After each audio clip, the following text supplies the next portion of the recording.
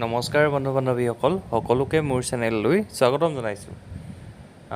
Directorate of elementary এডুকেশ্যনৰ যি LP/UPৰ final merit list আপোনালোকৰ DEE ৱেবছাইটত প্ৰকাশ পাইছে। আপোনালোকে যিয়ে সেই লিষ্টসমূহত নাম আহিছে, যিসকলৰ নাম আহিছে তেওঁলোকক শুভেচ্ছা জনালোঁ।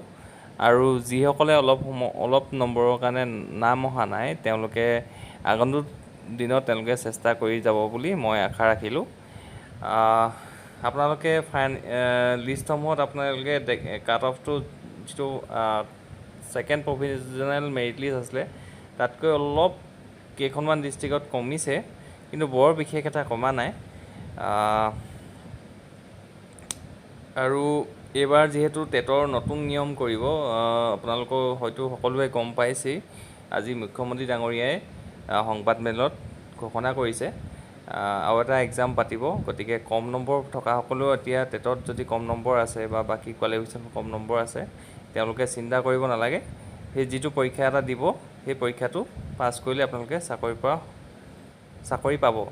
গতিকে তাকে ক'লোঁ এইটো ভিডিঅ'ত।